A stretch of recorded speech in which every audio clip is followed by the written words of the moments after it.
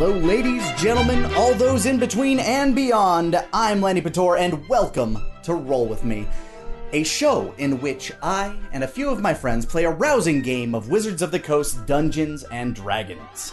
For those unfamiliar, D&D is a pen and paper RPG where I, as the game master, will be creating a world full of characters, places, creatures, objects for my player characters to interact with, and together we will be crafting a tale that hopefully will entertain and enthrall. In broad terms, think of it as an improvisational storytelling game with occasional dice rolls that determine how well a character succeeds or how harshly they fail. For this inaugural story, I am blessed to be joined by my friends Takahata 101, Distortion Devil, and Shadow Dancer Bob. So please sit back and enjoy as the tale unfolds. Let me set the stage for you. Our story opens in the town of Amberglade, a peaceful farming village in a land of near perpetual springtime. The land is fruitful and the people, for the most part, friendly. On a lonely hill, under a budding plum tree, we find a dusty, blonde, raggedy-looking man. His name is Wolfgang Connolly, the first hero of our tale. Wolfgang, you're kneeling, eyes closed in contemplation on this rainy morning, your knee wet from the mud. A gentle breeze caresses your face, a somber reminder of the hand that's no longer there. As you open your eyes, you look upon the grave of your wife. A grave that has been there for 6 full moons now, but still feels all too fresh in your heart. You lay the flowers that you picked this morning on the now sprouting dirt, the same arrangement of brightly colored wildflowers she used to love. You're snapped back to reality by the giggling of the infant behind you. As you turn, you see Jamat Atson, your butler and oldest companion.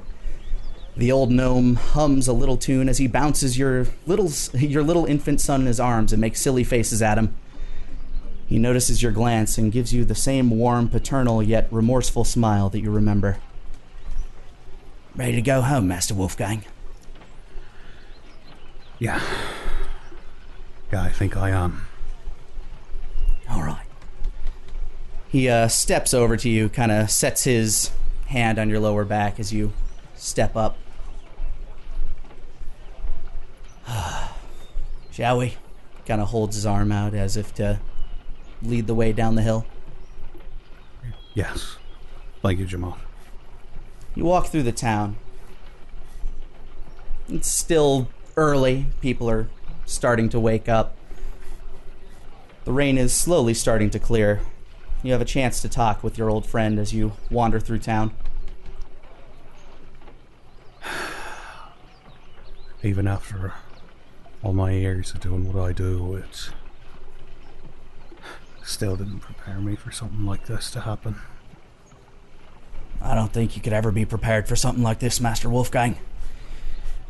It's heartbreaking every time, and this coming from a man who's lived over 200 years. I knew your da since he was a baby, and I knew you since you were a baby. I know, Jamad. It's just... you're all I got now. You and him. Well, young Master Elliot... he's a lot to have, sir. He says as he bounces the child in his arms a little more. He giggles and coos. I imagine I hear him cry in the middle of the night. Sounds like a town siren going off. Well, you weren't any better, Master, let me tell you that much. Yeah, I suppose I wasn't, but wasn't around to hear it. No, I suppose you weren't. As you walk through the town, the rain slowly starts to clear. As you proceed through the town, you pass by the town's library. We enter to see a messy-haired tabaxi dozing at a table. The studious sleepy cat's name is Denier Highwind, and his face twitches as he dreams. Denier, you're back in the temple on the island from your youth.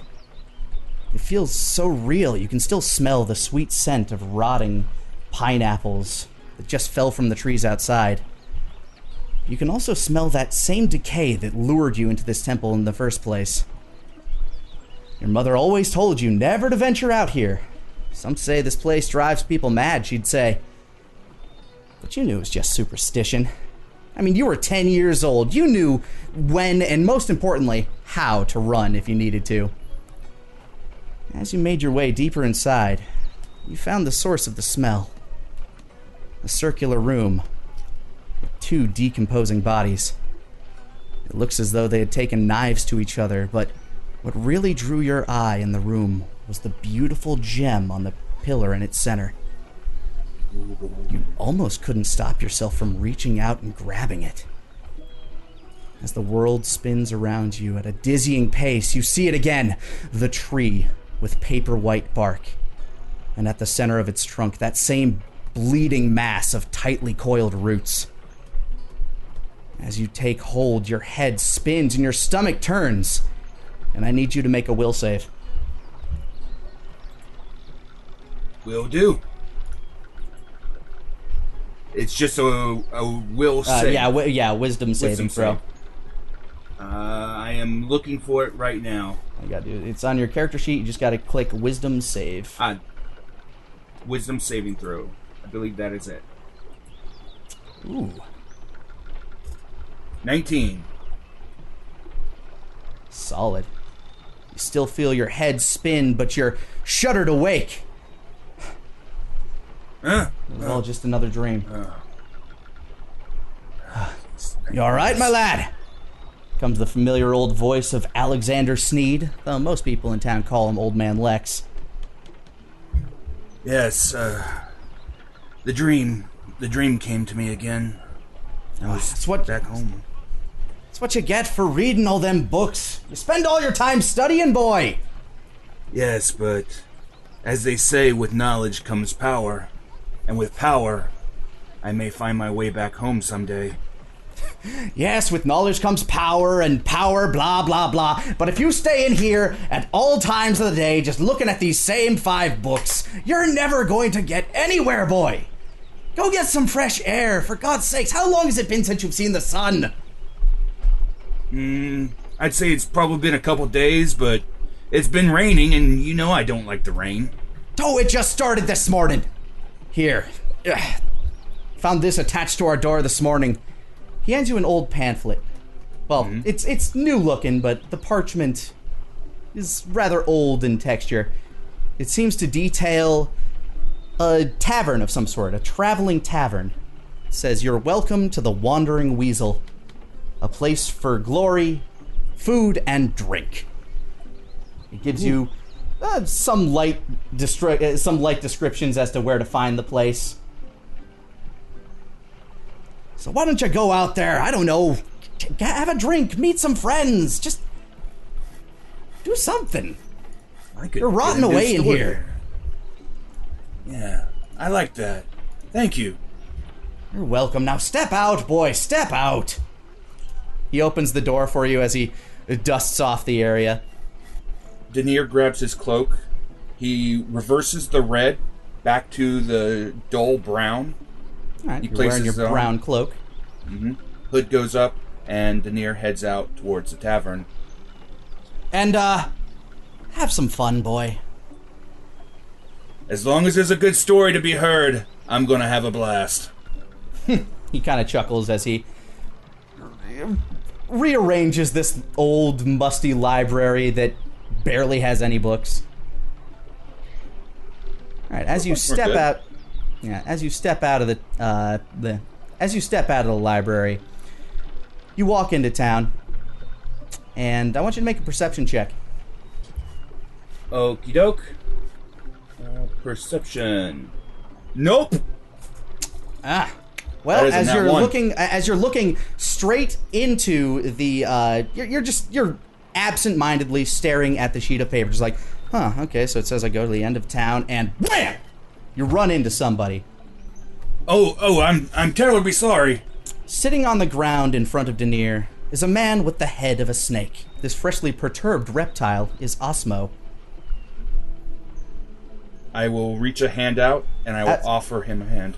Asmo, can you believe this shit? First, you're wrongfully imprisoned for your perfectly legitimate roadside security collection. Absolutely. I mean, sure, the negotiations got a little rough at times, but those who paid never had issue making it all the way to the town, did they? Feedback was usually unanimously happy to be over with. Yeah, exactly. Absolutely. And now that you're free, breathing fresh air again, this little shit bumps right into you and knocks you into...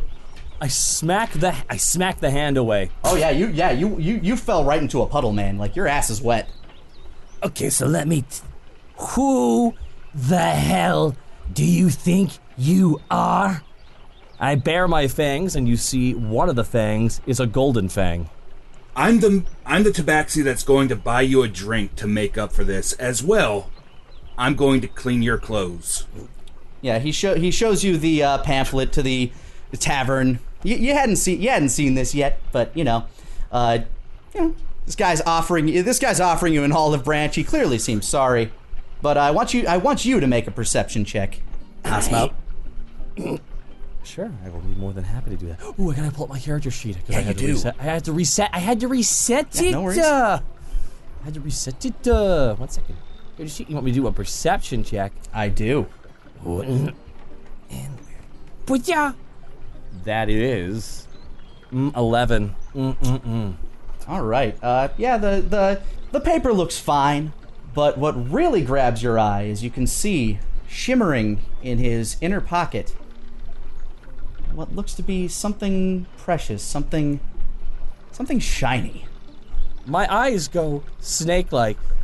Well, maybe no harm nor foul. Now, what kind of drinks you talking about? 1, 2, 6? That's we talking there, buddy. I put my arm around him. The name's Asmo, and I just got out of a living situation. Smiles. You see the gold teeth. I'm Denier, and we'll see when we get there. Oh, good. Everyone needs a friend like me. But first, we have something that we need to take care of for you first. And do me up, magic man. I slip out of his grasp for just a moment. I slip behind him. I cast Prestidigitation to dry his clothes. All right, through Asmo, through magical means, it feels like a heavy, hot gust of wind just blows you right in the ass. But then your pants are 100% dry and clean. Just adjust that. Can I check the knives on my back? Okay. Yeah, you check. You feel around, you frisk yourself. Every single article of yours is still there, unless you wanted to try to rob him, Shadow. No, I don't think I'm going to try to rob him quite yet. That works out. Yeah, all of your things are still there. Oh, good. So tell me, where is this place? I'm ever so itching to get that drink you promised me. And tell me more about you. Well, I come from an island far to the south. Unfortunately, there was a bit of a mishap, and I showed up here, and I show him the pamphlet. So, according to this, we go down the road, and it should be right around there, and I will lead him in that direction. Okay, I'll follow on. All right, on. you guys walk and talk as you head out of town, trying to follow the directions on this strange little pamphlet. And as we do that, we cut back to Wolfgang and Jamat. As they enter Wolfgang's cottage, Jamat has put young Master Elliot into his crib, and he draws Wolfgang a bath. And then he goes to sit down at a little workbench and continues to mend a little stocking he had set aside from the night before. The water okay for you, Master Wolfgang? Yes, it's fine. Thank you, Jamal. I figured you could have used one. You're, no offense, sir, but you ain't smelling so much like roses these days. Figured I'd fit in with the townsfolk better. Perhaps. Tain't a bad town, sir. No, it's not. She's just got bad memories attached to her. That is. Wolfgang's gonna go over and play with Elliot a little bit. Alright, you finish up your bath, you rinse yourself off, and then you dress yourself in a robe as you go check on your son. He is currently just playing with like a little kind of like a grass knit doll. He's kind of chewing on it.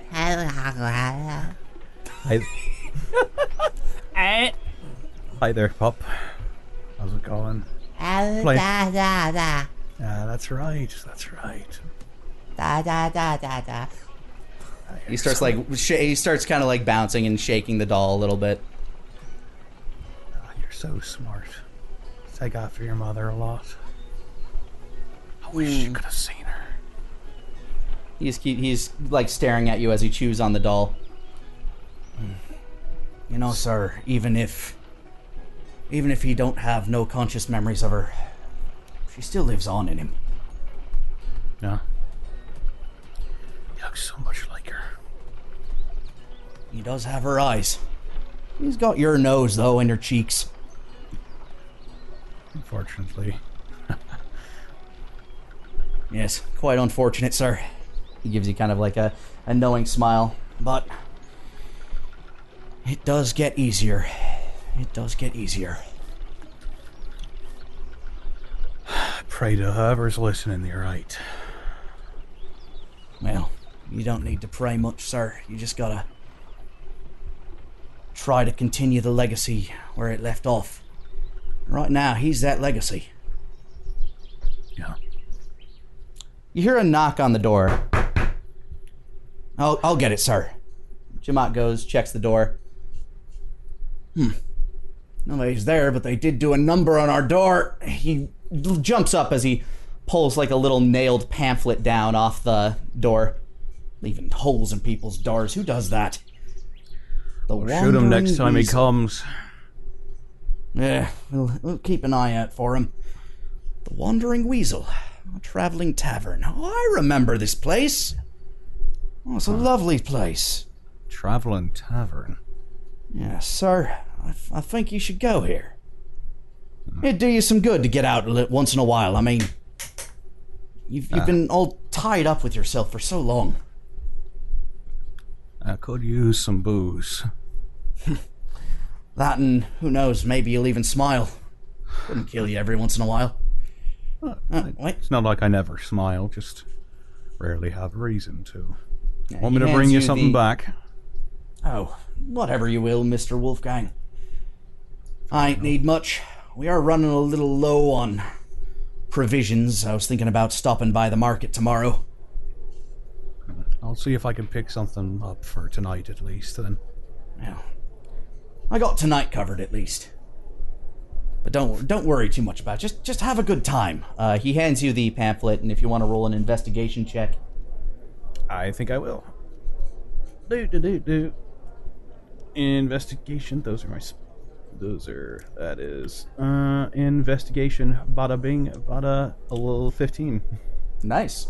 So as you look at it, yeah, this seems pretty clear. There's something feels a little weird about it, and as you look on the back, it actually has a small note and a rune at the bottom saying, "Apply rune to the door." Huh. Hey, Jamat. Yes, Master Wolfgang. This traveling tavern, magic?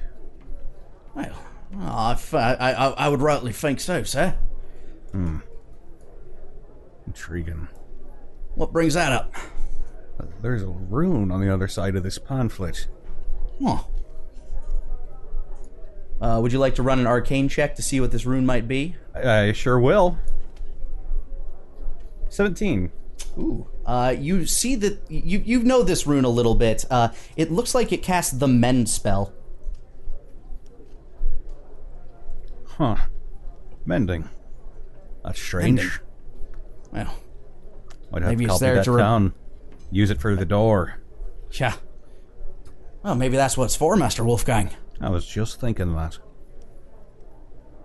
As you apply the back of the rune, as you apply the rune to the door, yeah, it just the little nail hole fuses shut. Looks practically brand new. Well, how about that? Guess I won't have to waste my bullet after all. I suppose it's good for them there, sir. Very good for them. Well, Jamot, guess I'll head out.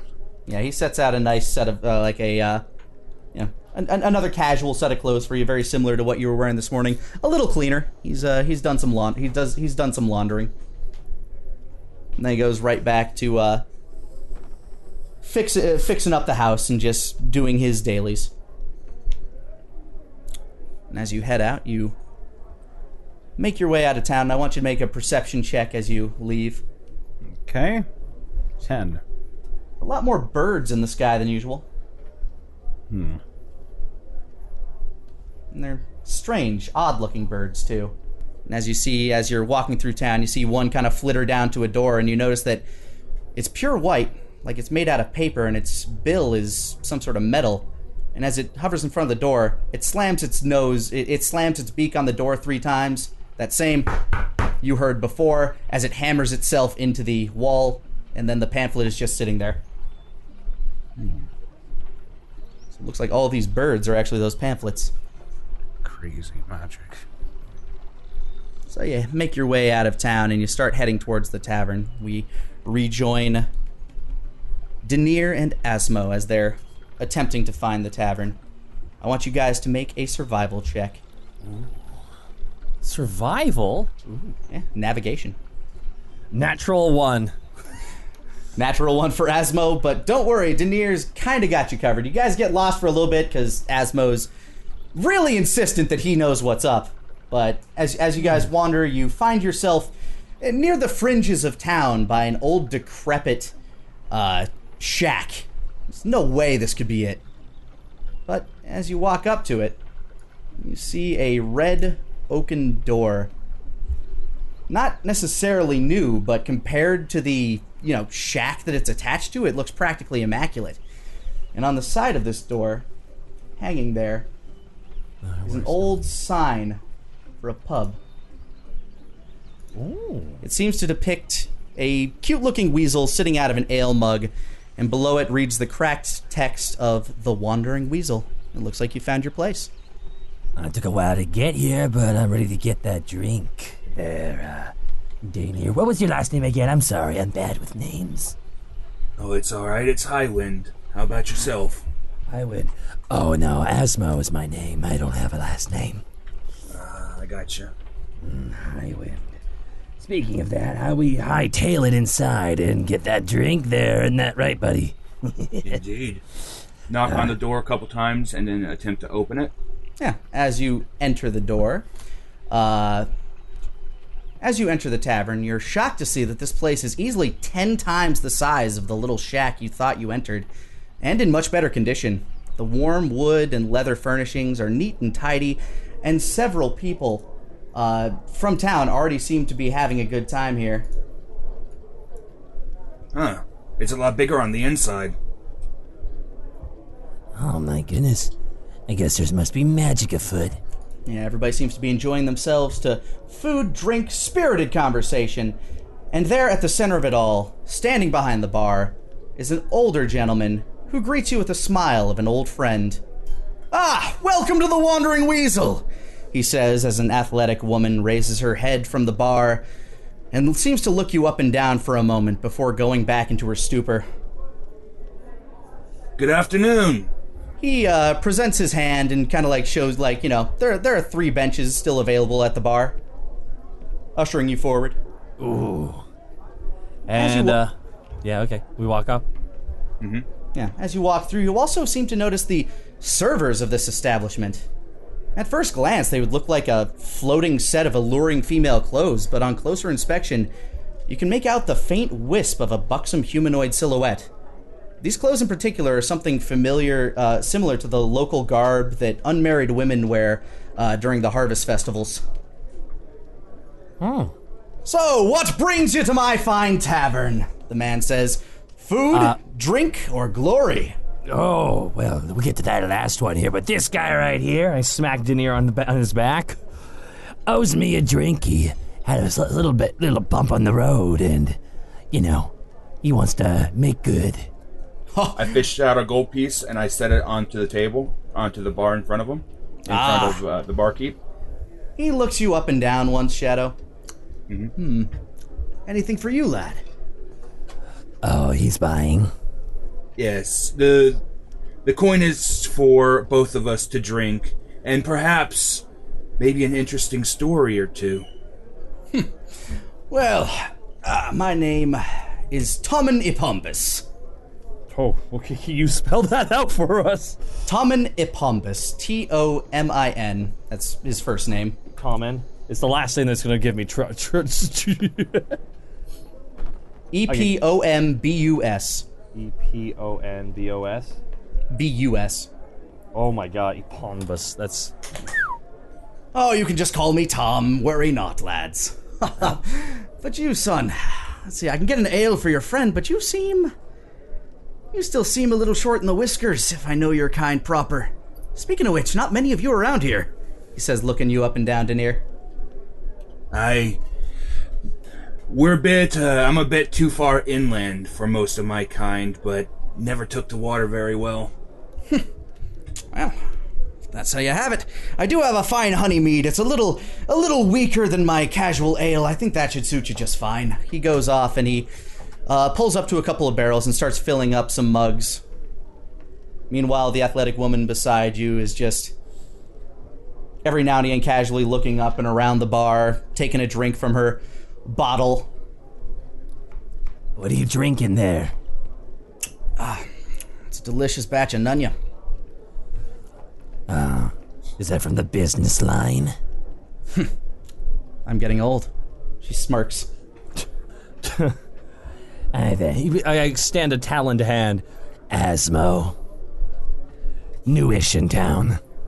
She kind of glances you up and down. Name's Lush. She doesn't really take the hand, but she gives you a nod. Hey, barkeep, I smack the table. Give me something strong. You know how my kind have stronger constitutions. He chuckles as he hands he chuckles as he hands you an ale. Well, why don't we start with this, sir? And we'll move on. And he hands you, Denier,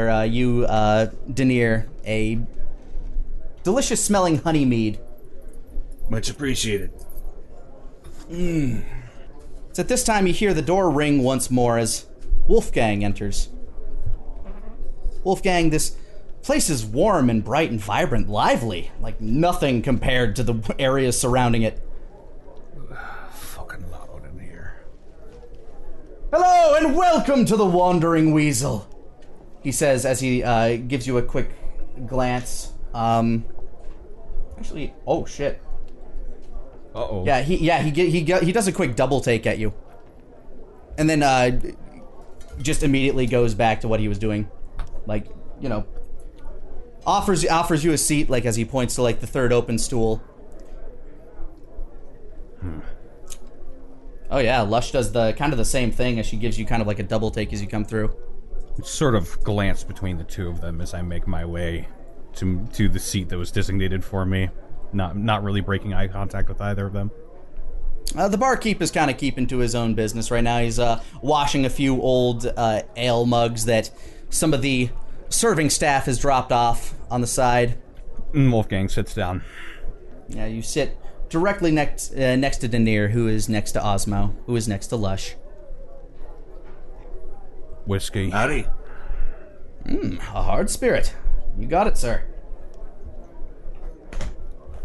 He goes back to, he ushers for one of the servants to go fetch a bottle from the back. It'll be just a moment, I hope you don't mind. So, what brings you lads to my tavern? Alcohol. Yes, alcohol. A very likely adventure, he says as he kind of chuckles and nods. I was sent out just to see the world a little bit. Well, judging by your kind, it looks like you've seen quite a bit of the world getting all the way up here. Oh, you have no idea. Quit while you're ahead. You don't want to get to the bad stuff. Nothing wrong with that at all. You never know what's in the bad stuff. Yeah, you hear a small clatter as a glass falls off a table. Damn it, Lush, would you mind? What? Really? It's not even my job. Why don't you get one of your invisible tramps to do it? One walks by as you can kind of see the silhouette of a middle finger flipper off. Oh, and you got time for that? What good are you? Another one walks by and sets another bottle down. Never mind, we cool. I'd like to do a perception check to see that shiny thing in Denir's pocket.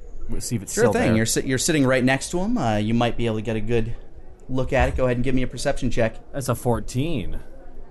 Yeah, it's still there. Can I see what it is exactly? Looks like a very nice gem. It seems to be almost like, depending on how you move your eye and where you glance, it seems to be different colors. Like if you shift slightly forward, it starts turning like pinkish hues with like little green lines on the inside, and as you move back, it starts to turn a little bit bluer with yellow lines. It's bizarre. You've never seen anything like this, but if you'll give me just a standard intelligence check. Ooh, be more than happy to. That's a 12. Yeah, you look at it and you're thinking, man, I could get, at least, 100 gold out of this. That's more gold than you've ever had at once in your life. I just lick the teeth. So, Denir, how long have you been traveling for? About 7 years. Oh, that's a long time. My dear Denir, I'm glad you bumped into me, because I'm in a bit of a pickle myself. Mm-hmm. You see, I fall on hard times. Hardest of times, truly. Recently my business went belly up. I got forced out by a rival business, if you know what I mean. As you say that, you hear the door, slam opens as to, and with, triumphant, ah! You, turn to see a brass-scaled dragon man, a dragonborn man, enter, arms upheld as if in, a triumphant fanfare. Ugh, loud-ass Tyrus Rex-looking motherfucker. Osmo, you know this guy.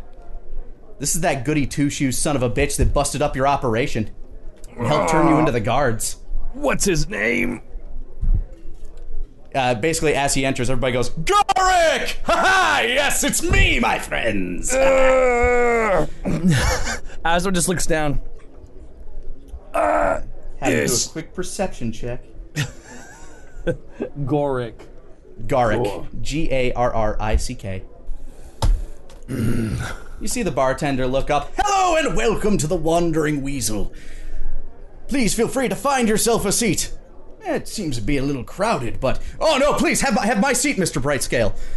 A man steps up and just kind of steps away from a table. Thank you. Thank you. Over. Thank you. Anybody who has lived in this town for, I don't know, any number of months can make a intelligence history check to learn a little bit more about Garrick. This would be Snake and Shadow. 13. 17. Yeah, Shadow, you've heard this man's name before, and Snake, you know a little bit more, but this guy's kind of a local hero. He's been kind of a go-to for the town guards if ever there's a disturbance. He's stopped highwaymen, and Connor, you've actually heard the tale that this man and his brother once stopped a hill giant. They took down a hill giant. His brother's no longer here, but good old Garrick stuck around. Fucking bravo. Yeah, as he walks by, he does notice you, Osmo, and he's like, didn't realize you served wannabe highwaymen here. As he looks over to the bartender. We serve anyone who has got the coin. Come on. I spin in my chair and look right at him. Oh, hello, officer. I thought you said you didn't want to see me again. Officer. Oh. If I had the rights, you'd be in jail for a lot longer. Well, good for both of us. That wasn't the case. What are you doing right now? Shuttering more, businesses? Legitimate or otherwise? I'm afraid I don't really shutter legitimate businesses, but I think you know that all too well. He kind of gives you a sneer. Oh, what? He sees your fingers start kind of twitching and moving to your side. You want to go for round 2 there, lad? Why? Got all your men backing you up again? Lush sort of stands up. All right, not in here. Yeah, lay off him, Tyrus. Whatever the fuck your name was. Tyrus was my brother. Kind of moves aside. Gives a little scoff as you see like a little bit of smoke shoot out his snout. I'm fucking shaking.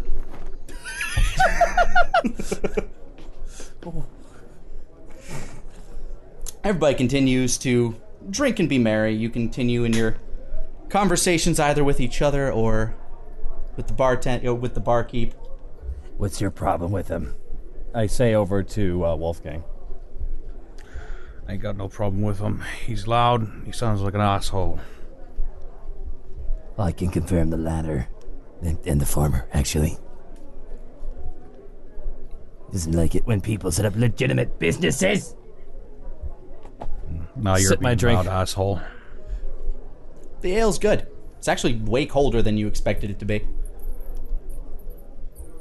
And Wolfgang, like one of the invisible servers comes by and like hands you your glass of whiskey.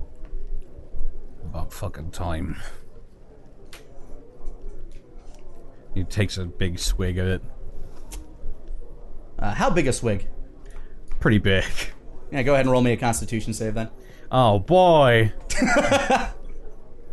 Constitution saving throw 12. Yeah, you're fine. You down it. You're like, this is nothing really new. It's been a little while since you've really had a drink, but you've been trying to hold yourself back from it, or otherwise, you've known men who have drowned in the stuff after going through tragedy, and you've been trying to hold off on it for as long as you can. I finally broke. Just a night out. It's been 6 months. You need something. You need human company. Or in this case, the company of a cat and a snake. Do I? I don't know. That's up to you, really. It's De Niro, buddy, old pal. Mm-hmm. What does a guy like you, how does a guy like you afford to travel around for like 7 years? What do you do for work? Well, that's why I'm staying in this town. I don't have enough money to move on to the next town. Oh, you sure you don't have anything valuable you could pawn and sell and keep traveling? Nothing that's not vital in me getting home. I know I got something like that myself. Something so, like, important that it would be worth something so much. Like, for me, it's worth a fair amount. Like, how much is yours worth? Yeah, it's broken. Okay. Aslan just taps his fingers like, Do you reveal the gem at all, or do you just talk about it? No. Okay. Absolutely not. And as Mo quiets down, I look over towards Tom. This establishment is fascinating. The Glad you appreciate it. outward appearances, no offense, but on the outward appearances, it looks dreadful, but inside, I can tell that this place is just filled with magic. I mean, what kind of magician created this place? Yeah, Well, you want me to let you in on a little secret, lad? He leans in. What's that? Lean forward. It is magic. yeah. He says, and then he kind of like leans back slowly. It's not just the place either. You got little birds flying around as well. Ah, yes, my little messengers. They do their job. Hammered a pamphlet to me door. You got the rune with it, right? I try to print them all with the runes. Yeah, the mending rune. It's strange how you can print those off. Good. I forgot to print off a batch of them once and got run out of a town. People don't have a good sense of humor. He kind of chuckles to himself. But you gentlemen, something tells me that something else brought you here. He just kind of looks you over. Asmo looks at the gemstone. Oh, you know, always up for a little adventure every now and then. Never know what could surprise you. So it be glory that you're seeking? He kind of gives like a little mischievous smile. Already told you what I'm here for. The bottom of a bottle. Takes another swig. He kind of waves over another one that kind of walks by with a bottle and refills it for you. Shall I open you a tab? No, I got money. He just kind of smiles. Well, I'd certainly hope so. Asmo kind of looks over at him now. Like back in the chair a little bit. Yeah, you scoot around and you look around Denier. Okay. Yeah, you're just looking over at him. Mm-hmm. Just like wondering how much money he has. Fuck you looking at? Asmo smiles with his, you see his golden fang. Oh, nothing. Just wondering what a guy's got to say to get a drink bought for him. Or nothing at all.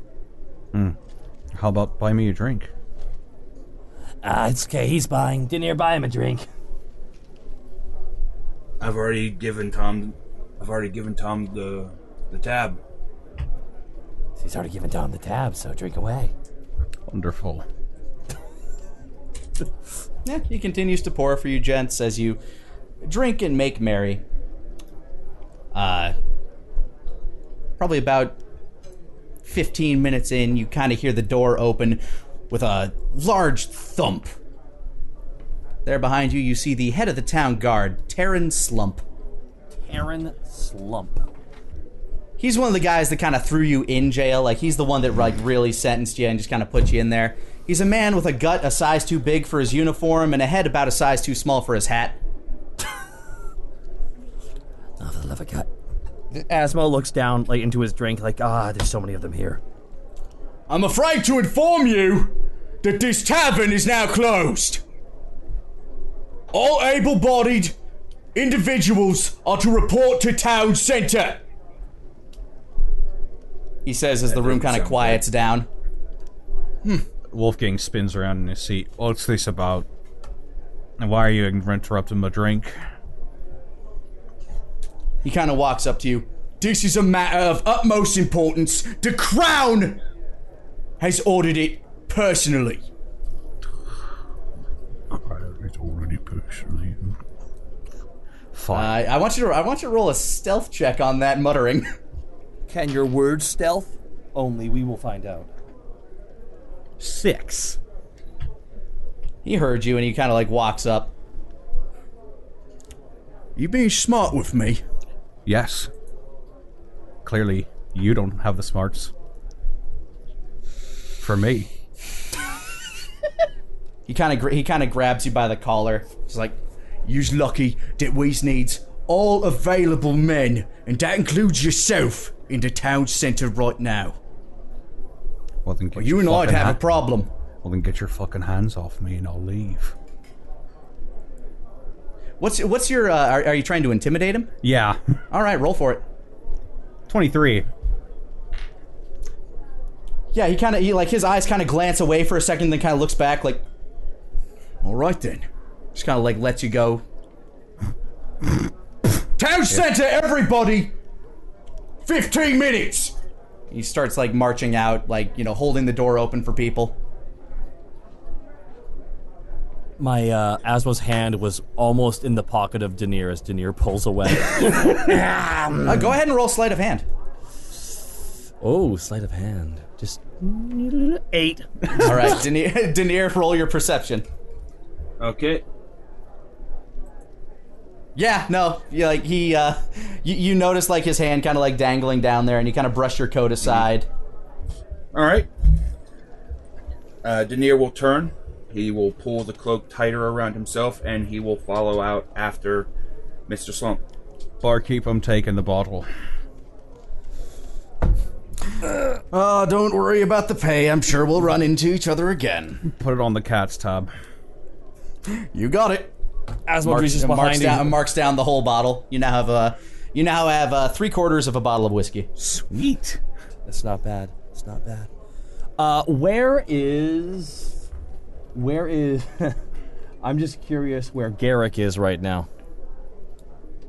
Garrick is one of the individuals who was like first to leave. Like, he's like, all right, well, just finished my drink, and he settles his tab. He puts like 5 silver on the table and walks out.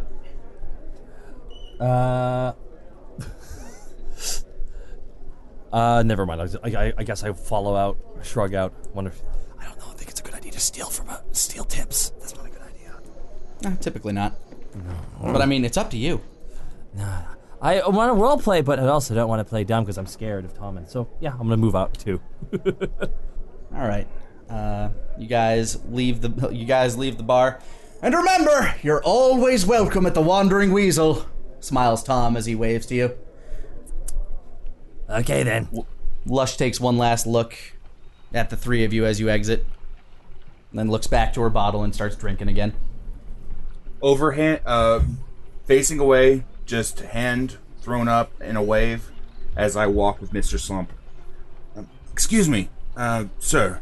I was wondering, I know that we were called Every Able-Bodied Man. Can you give us any more information about what we're going to be going into since we're heading there now? He looks around and then he looks down. Oh, you're that cat fucker's kid. Yes, sir. Oh, happy to serve, sir. Fucking wow. Just monotone. Wolfgang can't help but laugh at that. Just straight monotone. He's only doing this because he knows this guy is the head of the guard, and he's not going to be messing around with the head of the guard. Yeah, your kind is so exceedingly rare out here that most people don't even know that your race exists, so they just assume that the old man you live with once had sex with a cat. Oh, that is unfortunate. Well, boy, I'd explain it myself, but I feel like I'd let the lieutenant do it better, he says as he kind of like gestures ahead, and you see a tall-looking half-elf man clad in armor of basically the royal army. And as everybody kind of gathers into the town center, he stands he stands on a soapbox, basically, like literally soapboxing. And he introduces himself. Hello, everyone. My name is Vladimir Caneswall. You can call me Lieutenant Caneswall. Okay, write that down, dude. I am afraid that we do not come here under good tidings. We have scouts up near the maw. They believe that there may be an attack sometime in the imminent future. Now, unfortunately, the wall is understaffed. So we need to bring in whoever we can. So, under the orders of General Trunch, each settlement between here and the nearest outpost has been ordered to supply individuals and supplies to defend your empire. You are to meet in the field to the north at dawn. We march at first light. You are to grab every piece, every supply that you can, any weapon that you can, and carry it with you. Are there any questions? Athel holds his hand up. Yes, Serpent Man. Thank you. I have a record I can't serve. Pardon? Oh, I recently found myself in a jail cell, even though I was completely innocent, but due to the fact that that's on my record, I can't serve. Slump marches back up to you, like, just straight in your face.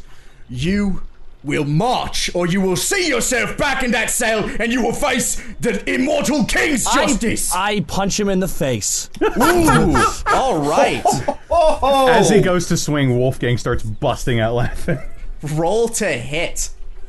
Just do a strength. What do I roll? Yeah, just straight strength check for your punches. Or so should it be a dex though for my guy, or No, strength is punching. Yes. Unless you're a monk. Unarmed. Ooh, 18. Yeah. Yeah, you deck him square in the face, and As soon as that fist connects, Wolfgang's just. Yeah, this man is taken aback, like jaw agape, as he's like knocked flat on his ass, and his hat like kind of shifts to the side of his head because it falls off because it's too big for his stupid tiny pinhead. I shake the fist. Ah, that hurt. That hurt a lot. Ah. I gotta tell you, for being a loud asshole, you are certainly looking a lot better in my eyes. Well, if he fought me one-on-one, he wouldn't have gotten the jump on me. crack my knuckles. Asmo, you feel a sharp crack in the back of your neck as the butt of a sword hits you in the back of the skull for, 6 damage. Oh, dang. Oh, Dang. man. Jamot was right. Coming out was the best decision I've made in months. Yeah, there standing behind you is Garrick. If you're gonna fight someone, why not make it an even fight? I get up, get it right in his face. The lieutenant whistles, and like 3 soldiers kind of like hold you back. This is bullshit, just like last time, you freaking coward, Garrick. Gah! Oh, I'm the coward. You're the one hustling petty merchants. It was a legitimate business. No one was harmed. It was a scam, and several people were harmed. It's because they didn't pay, and there were other people down the road. Gah! That's a crime. I didn't do it. While this argument is happening, Wolfgang is going to slip away. Yeah, I'm going home. Yes! You two, Am I just will spend one more night in the cell, and then you will march in the morning, says the lieutenant, clearly pissed off. And you will spend a night in the other cell, points at Garrick. What? I didn't do anything. I was... Ugh. You're both basically dragged away to the prison. Oh, how's the other shoe feel, Garrick, you prick? He kicks you in the shin as you're walking. Ah, son of a... You take 1 damage. Oh, for God's sake. Ow, my shin. Don't worry, you're going to get a nice long rest. He kind of gives you like a Dragon Man hiss. All right, the other 2 of you return to your homes. And what will you, let's start with Denier. What will you be doing with your evening? Well, I am going to be taking my time, packing up my supplies. I am going to be making sure that my precious is in a more secure location, since I glanced at his hand heading for my cloak. And I'm going to tell my caretaker pretty much everything that I experienced today. Quite the day you've had, boy, he says. Indeed. And it seems you're off to the front in the morning. Who knows? Which is surprising. Surprising the hell out of me. You know, if I were but 5, 10, 15 years younger, maybe I'd be out there too, but they could always use another magic man. He kind of like poofs dust out of his hands as he does a little parlor trick. Ah, but that's the thing. Somebody's gonna have to stay in town to protect the other villagers. If you go, who will protect everybody else? Right you are, boy, right you are. Kind of sparks up a little bit of pipe weed. You take care of yourself out there, he says in kind of a more, like, real voice. I'm gonna do my best. I want to let you know I don't know what's going to happen, but everything that you've done over the last couple years that I've been here, I really appreciate it. Of course, boy. Of course. Can't just let a young pup like you stay out there in the wild by yourself. My only regret is that I didn't have more time to teach you a little bit of my magic. Oh, you always had a bit more of a gift for it than me. Call it the island blood. I say you just got the aptitude. You're much better at the book learning than I ever was. Hell, that's why this damn place only has 5 books, and I barely even cracked the surface of 2 of them. Mm-hmm. They're good books, though. Are they? I wouldn't know. He kind of smiles and leans back.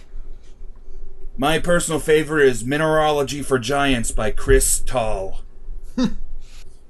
He falls asleep listening to that title. All right. That was actually I'm going to go ahead and head to pretty much my room, my bedding, get everything ready. Yeah, you have a nice little place in a loft up in the attic. Mm-hmm. Since you're in a land that's like fairly warm, It's not as warm as you're used to, but, you know, your fur compensates. Wolfgang, you return to your cottage, whiskey bottle still in hand. Young Elliot is asleep, and Jamat is just kind of straightening things up. Ah, welcome back, Master. Hello, Jamont. Got you that drink I promised. Oh, hear you're being called out to the maw. He kind of rolls his eyes. Yeah, by order of the crown. Damned kings think they rule over everything. I suppose that's what makes them kings, though.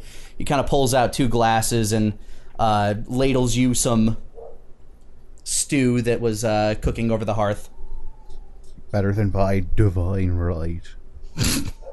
Oh, they sit up there in their crowns, they believe, oh, look at me, I'm the son of fire. But, spoiled brats. Yeah. But he hands you the soup and a small wedge of bread and, you know, a little wooden utensil. I go to eating and I sit down at the table and just going out tomorrow at dawn. You know, sir, I could go in your stead if it were pleasing you. He kind of like takes the glasses and pours 2 handles. I mean, I may be old, but I still got it where it counts. And he flexes his arm, which is still surprisingly toned for a gnome of his age. I don't doubt it. You've been our family butler for 200 years. And bodyguard, and there was more to it before that. He smiles. Yeah, I imagine. But, no, I think this is something I need to do myself. It's been a long time. I kind of figured this day would come, sir, so... He stands up and moves over to a wardrobe, opens it up, and pulls forward a false back to it. I made sure to keep these clean for you. And he presents you your old hunting clothes. Figure they might be useful, he says as he takes a drink. Suppose so. I figured I'd never put these back on. Life has a strange way of making us do things, sir. Yeah. He says as he, like, in a moment of realization, as he, takes another swig. I also, modified your old faithful. He pulls out the silvered, what looks to the modern eye to be a revolver, with a bone handle, lots of etchings on the side. You see, I get to tinkering, and, I figure if maybe I just change the crystal, and he pulls back the hammer, and you can see a red crystal at the end of it that seems to spark. Well, I think it's got a little more oomph to it now, sir, if you want to give it a go outside, don't want to make Master Elliot. Yeah. Don't want any holes in the house as well. I sort of leave the outfit in the wardrobe for the time being, and I pick up Requiem and I walk outside. Yeah, he hands it to you handle first. It feels just as comfortable as in your hand, as familiar as it was the day it was crafted for you. All right, sir. Suppose we could give this a go. He takes a small rock. All right, ready? He throws it into the air. You can make a attack on it. 21. It kicks back with a surprising amount of force as the crystal impacts with the powder on the as the crystal impacts with the chamber. It creates a small explosion on the inside that propels your ammunition forward. Flies forth and the rock shatters in the air. Damn. I feel like I've outdone myself. You really have, Jamad. Really have. Well, I'll make sure to pack a crafting kit with you too, sir. That way, if you start running low on the good old ammunition, you can make some more. That'd be lovely. Thank you. Really, truly, Jamal. Thank you. Of course, sir. That's what I'm here for. He gives you a knowing smile as he kind of pats you on the lower back. Well, I suppose I better get my rest before tomorrow. I suppose so, sir. I suppose so. Don't worry. Young Master Elliot's in good hands, he says, giving you another little flex and a wink. You're the only one I trust with them. If I don't make it back, you're going to need to take care of them. Oh, don't talk like that, Master Wolfgang. You'll be back. Gives you a smile.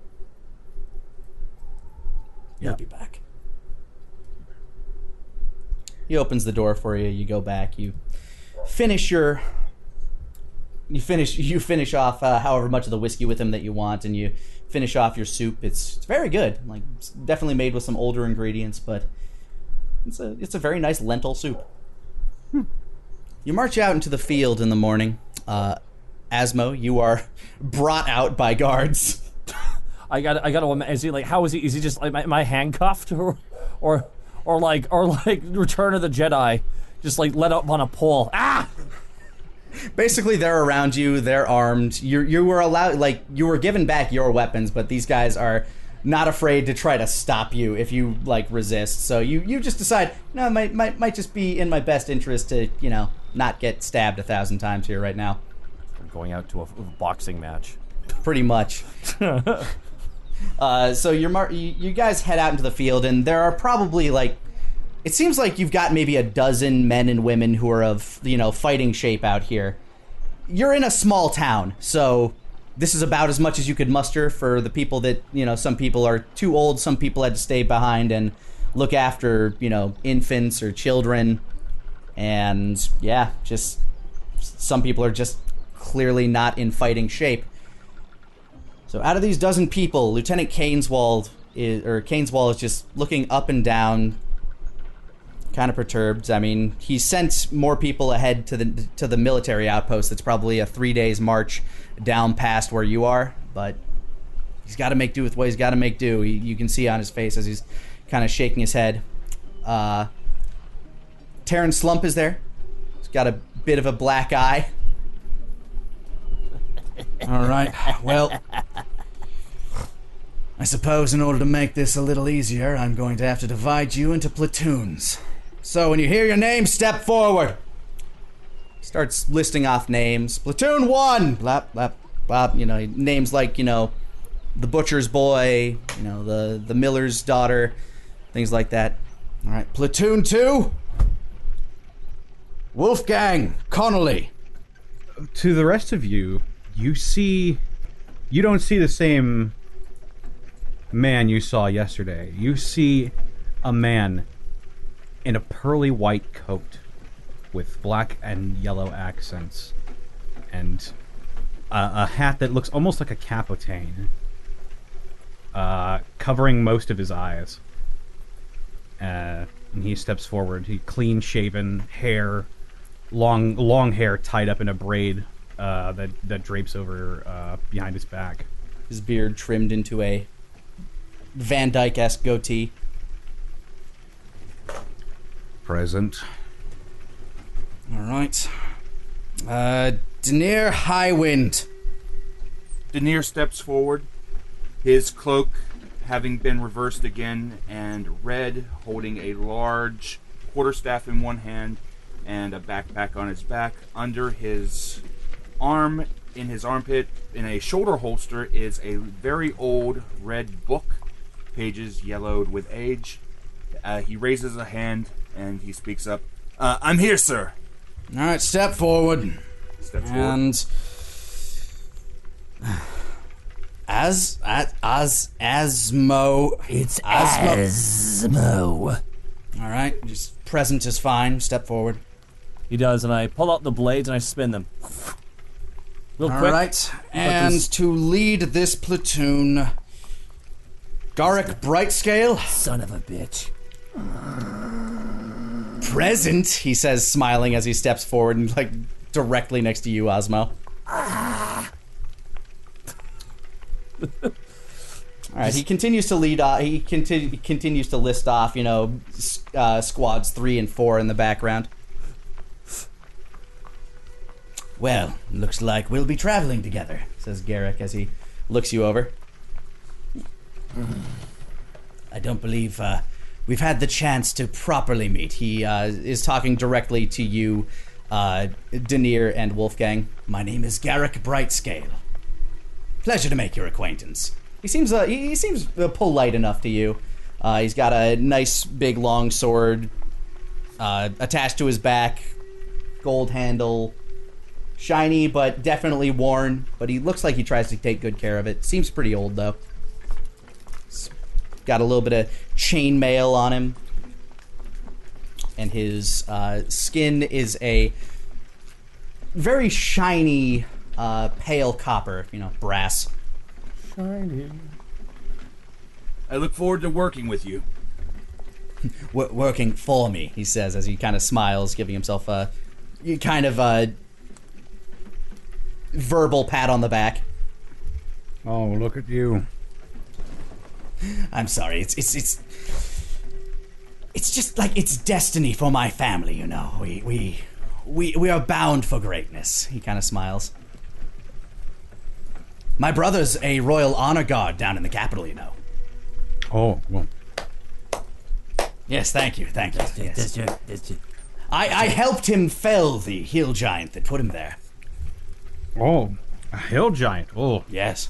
I'm sure- that is... I'm sure you cleaned his sword afterwards. I was his squire, yes, that was part of my duty, but he left me the sword, he says as he pulls it out, holds it like aloft skyward, and then resheaths it. Sounds like he's polishing his own sword right now. Alright, he finishes, the lieutenant finishes calling out the squads, tells them to assemble. Alright, form up. We march. Northward. I say to Garrick, Not that this isn't the most inconvenient of time, but do you even know what we're fighting? Oh, who knows, he says as he's wandering. They send all of the nobles from the capital send their brats up there. They go up there to say, ooh, I defended the front. It's probably just a few brigands. So what do they say when they send the brat from a no-name town like this? Well, clearly that's when they're looking for things to actually get done. He smiles. Kind of taking your insult, ignoring it, and then turning it into a compliment for himself. damn it. He's good. Yeah, when they're recruiting people from a podunk backwater town like this, something's really got to be bad. Well, like I said, it's hard to say. The nobles up there, they've probably never seen a lick of battle in their lives. Probably run scared at the sight of a single, I don't know, bandit? Whatever. Legitimate businessman. He just kind of smirks as he glances you over and continues marching. How long is the walk? 3 days? I've never quite made the trail myself. But if I were to estimate, maybe 5. Oh my god. Yeah, you guys buckle yourselves in for the march from hell as you just continue going northward. You make camp at, a few different locations, sometimes in a field, sometimes by a pond, and, the platoons take turns gathering, supplies or, firewood and things like that. Is there anything you guys would like to do as you make camp on your separate occasions? I'd like to ask Denier a question. All right, go ahead. Feel free to walk and talk. Denier, I couldn't help but notice a rather impressive gemstone in your pocket. Not gonna lie, I was tempted by it, but I resisted. Out of the goodness of my strength of character, but tell me how precious is that to you? It's the only thing I have of home. It's broken. I doubt it's of very much value to anybody anymore. But Oh, I'm more than willing to see if it's broken. You can just toss it my way. I'll bring it back to you. Smiles. Denier smiles back. But at the same time, should it go missing, he lightly places his quarterstaff against Asmo's chest. Imagine waking up in the middle of a field with nothing.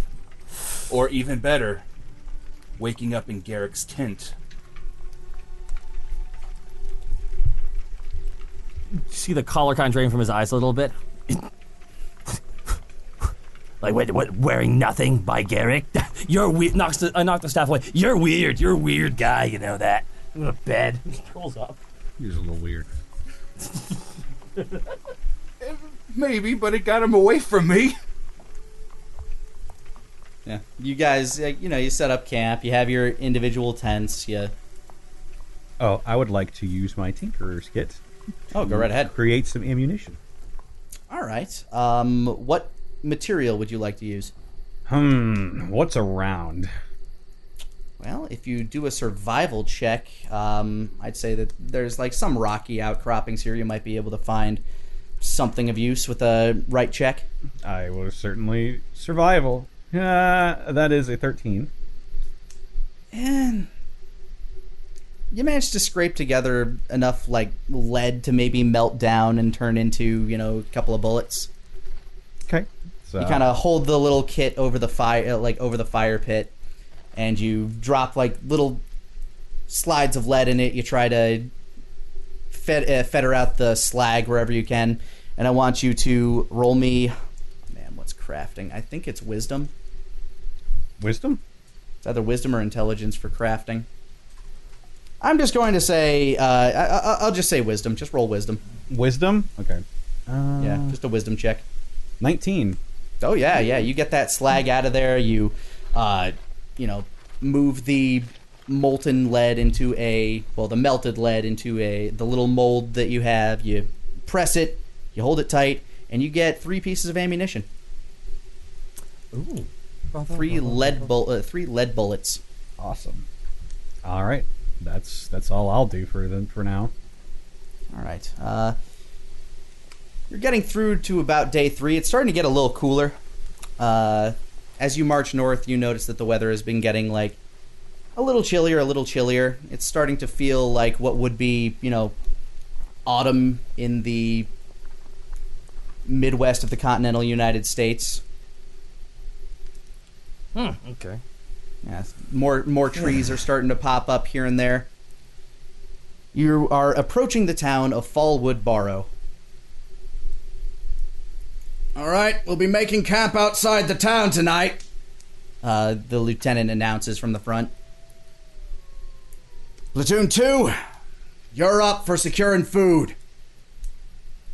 I want you to, each of you can roll a knowledge history. Ooh, okay. History, that's an 8. That's a 15. That's a 10.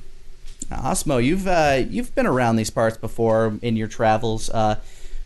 You're a little familiar with the fact that some of the people believe the woods around here are actually cursed. Yeah, but those people are dumb. They are, aren't they? Stupid freaking... Yeah, never been in there yourself, but, No. Everybody Curse is just a stupid way of saying that it's dangerous. Yeah, exactly. Yeah. Mm. So you set yourself up camp, and you got probably like 3 or 4 hours left of daylight, at least by your usual standard of days. Alright, so who's gonna go get the food? I figured I should, watch the camp. Make sure that this fire stays a fire. Yeah, well, I'm afraid it's my job to make sure that we all get the food, says Garrick as he hoists a longbow from his satchel and kind of straps across his back. Don't worry, we'll go out there, get a few rabbits, I don't know, maybe a deer. We'll feed the camp, be back before dusk. Well, don't let us keep you waiting. Go have at it there, Tiger. Nice try. He kind of points you forward. You first. What do you mean, me first? Come on. Start stepping. I need to keep my eyes on you. You notice that he's been walking like behind you for the most part. If you ever start to like trail back from anybody, he trails back with you. I get the distinct impression you don't trust me. Oh, what would give you that idea? Your general character. You need for feeling superior. I don't have a need, he says with a smile. Disagree. I just don't want to see the snake slither off when in the line of duty. You best watch your tongue when you talk about slithering. Oh, why? Is it going to end up forked like yours? Oh, you should only be so lucky to be like me. And I take off to the woods. Alright. The rest of you follow him? Yeah. Reverse the cloak to brown, and then go into the woods in stealth. Yeah, you flip your coat around. Go ahead and stealth up if you want to. But I need all of you to roll a survival check to look for materials. Well, 17 Denier, stealth, but... Denier, with your natural one, yeah, you're you've never been in forests like these before. They're weird. You're used to the jungles. Where are all the fruit? Like, you should just be able to climb these trees and just pull the crap down. Like, what is happening? 17. I know, right? 5. Yeah, Wolfgang, it has been a long while since you've had to do anything like this at all. In fact, you can't even really think of a time that you've done this alone, or like, you know, you can't even think of a time that you've done something like this by yourself. You've almost always had at least somebody there with you, like when you're tracking something through the woods. Meanwhile, Asmo, you are so familiar with, you know, living on your own, trying to survive, that as you flick your tongue out there, you know, you're getting yourself like a taste of the wind. You can sense some rabbits out there, like you can smell them. In fact, you like, as you turn a corner, you see them. They're just sitting there, just like chewing on some alfalfa. Just, little bunnies. Aren't you cute? I pull in a dagger. Aren't you cute? Come here. I throw the dagger. All right, roll to hit with your thrown weapon. 7. It clatters off to the side, scares them, and they start skittering off. Ah! Son of a... Meanwhile, Garrick sees what you were looking at, takes aim with his longbow. But unfortunately, since the rabbit is now darting and dashing, he also misses. You startled it, you fool! Yeah, but you restartled it, so it's both of our fault. I can't restartle it when it's already running! Oh, I disagree. I disagree, good sir. Yeah, basically, your both of your teeth are bared as you're like in each other's faces again. Then, like through this noise, I want you guys to make a perception check as these two are yelling at each other. Everybody, or just those two? Yeah, Osmo with disadvantage since you're mid yelling. Okay. Oh, 15. I'll take it. 8. 16. Yeah, Denier and Osmo, like your Osmo, your conversation is cut short as you hear the roar of a creature somewhere nearby. Denier, you hear this as well, but you also hear the barking of a dog and the yells of what sounds like a child, basically. I quickly begin heading that direction. Yeah. I assume that since... go ahead. Yeah, Garrick did not notice, so he like sees you heading off. Like as you know, the two of you make give attention to it. He's like, what? Well, I don't know. You're apparently going somewhere. You gotta pay attention. You gotta pay attention, Garrick. And I just take off after them. Kind of rolls his eyes and just. All right. And Wolfgang, you heading with them? Yeah. Okay. I imagine. As you come to a small clearing in the wood, and there, against a tree, you see a giant Saint Bernard. Like, we're talking the size of maybe a donkey. And on its back, a small child.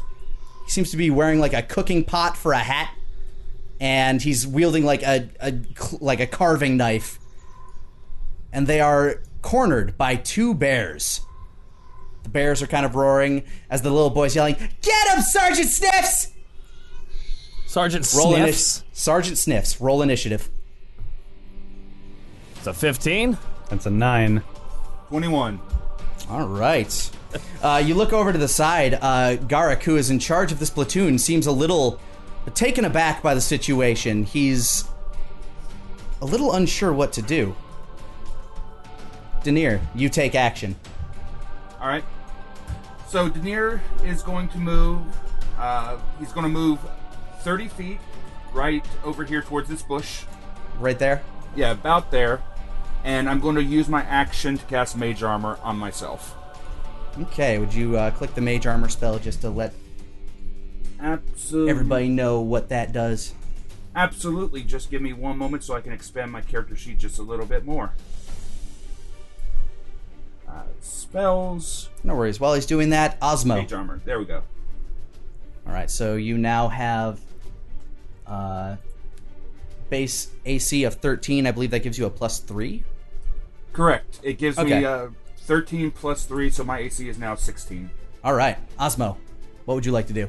Okay, yeah, I just pull up my daggers and I run right for the nearest bear. All right, your movement speed is 30. Yes, indeedy.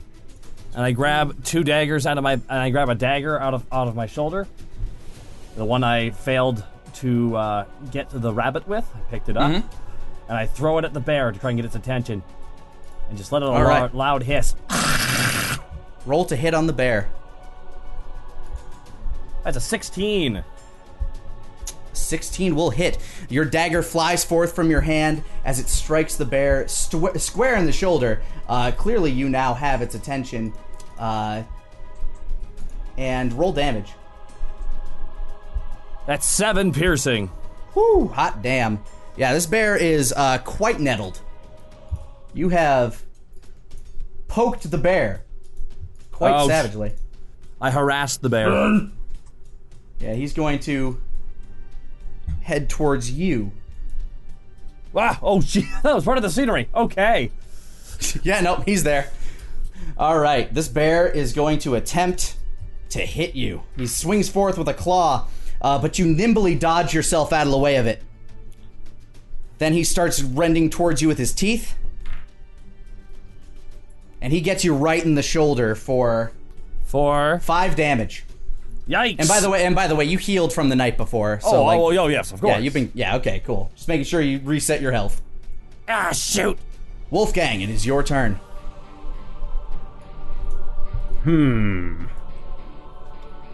Let me look at these boys for a little bit. Okay. All right. Well, Wolfgang is going to. Oh, I believe I can't move my token. Yeah, I can. So I'll do it for you. Sorry. All right, I'll move to the side over here, just right here where I pinged. And I'm going to level Requiem on this bear, and I'm going to fire. All right. You take aim with your mighty, trusted munition, and you fire. 23. That definitely hits. Go ahead and roll damage on this bear. 10 piercing. Hot diggity dog. Okay. Yeah, the bear roars with pain as its side is pierced. Osmo, Denier, you guys have never seen a weapon like this before. It just, it made a small explosion as this bear, just gets pierced in the side. It seems to, kind of stagger over for a second before, returning its gaze. This time shifting it towards Wolfgang. Hey, fuckface, take a hike.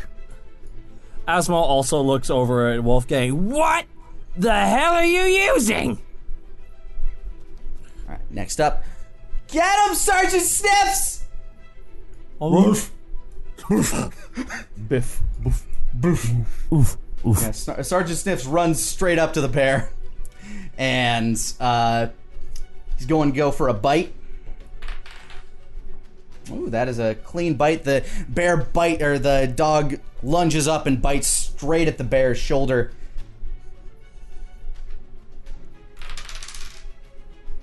Wow. Dealing 7 damage to the bear. Wow. And then the small child on his back starts to swing with his knife. Whew, this boy knows what he's doing. He stabs right into the bear's neck. Damn. But he only catches like a little bit of it. Like there's a lot of fur in the way. Takes 1 damage from that. All right, next up, Garrick, who is now kind of like shaking himself back to, okay, right, bears, child in danger. I got it! And he starts stepping forward. Yeah, that's far enough. He holds forth his hand as it burns with an awesome power and throws forth a fiery beam of energy towards this bear that the boy is currently attacking. But it goes off in his face. Natural 1. He was not ready for this today. Oh my god, only your brother would have done it better. Oh, this guy's he's like lights a fire straight in his face. It kind of like burning him for 4 damage. He starts like brushing himself down. You look at him. He looks a little shook. Oh, this guy's a fucking asshole. Just a bit. All right, bear number 2, who currently has a dog biting at him and a kid swinging at him, is going to take a swing at the dog. Bear swings with his claw and catches the dog in the side. Sergeant Sniffs lets out a yelp.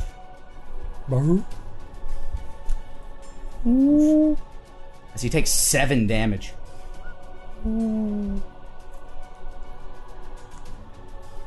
But the bear's not done. He's gonna go for a tooth. Like he's gonna like try to get him with his massive bear teeth. But luckily the dog in his injured state was wise enough to back away and dodged away from the bear's gaping maw. We're back around to Denier. Denier notices the combat going on between the dog, the child, and the bear, and he doesn't want to risk hitting the child with his firebolt, so instead he will go with a magic missile. All right. You set forth magic missiles. I want you to cast that and feel free to... I think you have to roll damage for each missile, and I think there's 3 of them. Are you sending them all at the same bear? I am sending them all at the same bear. Okay, and it's the bear that is attacking Sniffs. Okay, so that's 3 for one of them. So 3d4 plus 3. Yeah, so you've already rolled your first one, which is 3 damage. And feel free to like roll your second one and your third one. All you have to do is click the spell a couple more times. Oh, I was just going to... that works. Yeah. I was just going to open up the dice roller and roll it manually. There we go.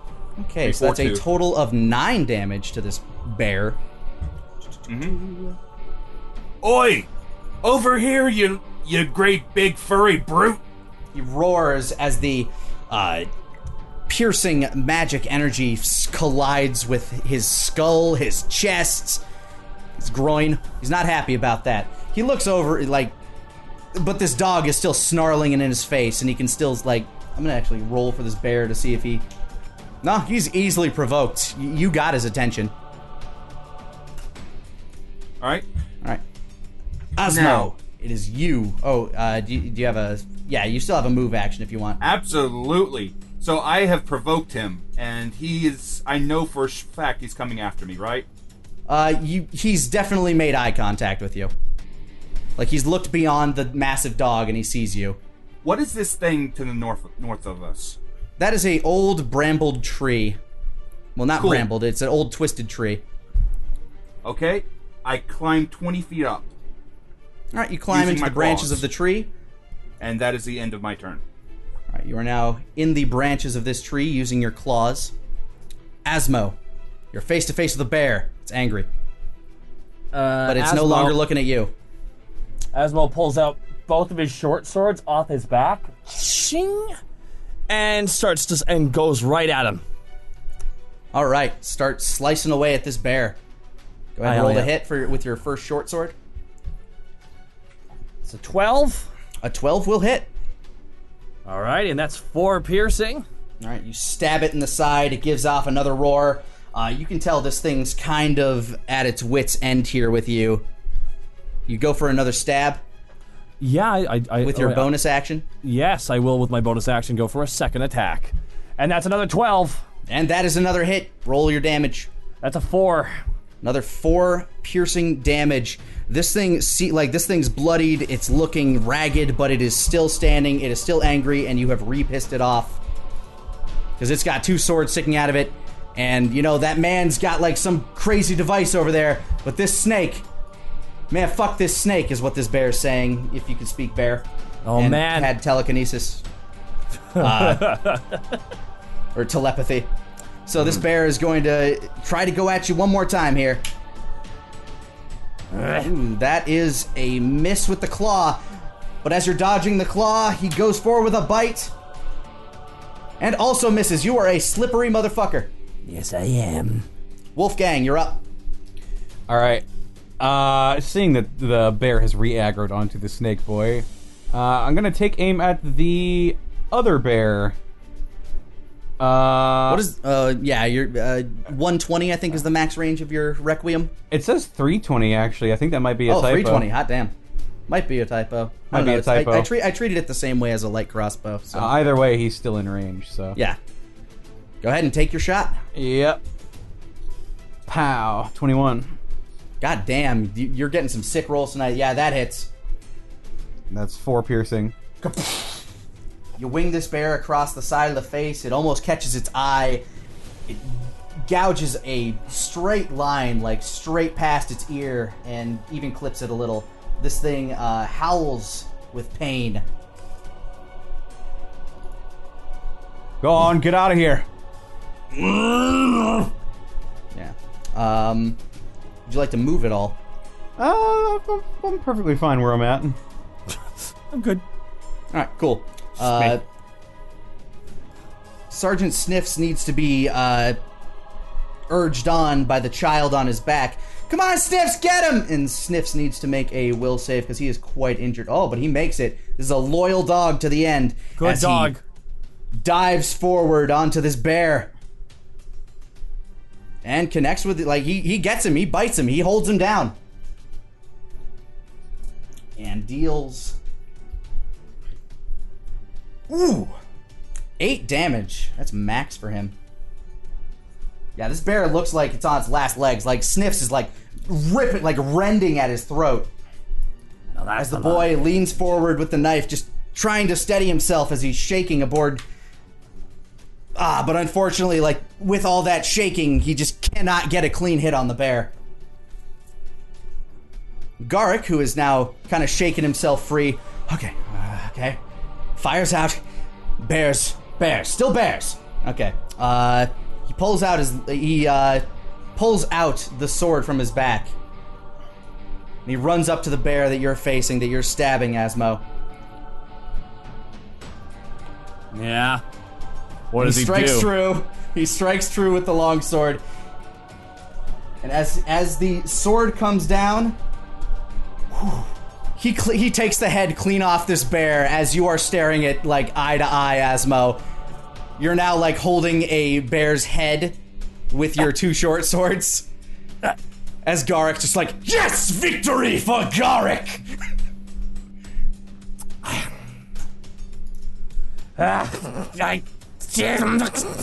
Asmo's mad. Yep. Alright, yeah, bear number 2, he's broken his way free from the dog's jaws, and this shit just ain't worth it to him anymore. He's angry, he's injured, he's got a lot of wounds, he's gonna flee. Provoking an attack of opportunity from Sergeant Sniffs,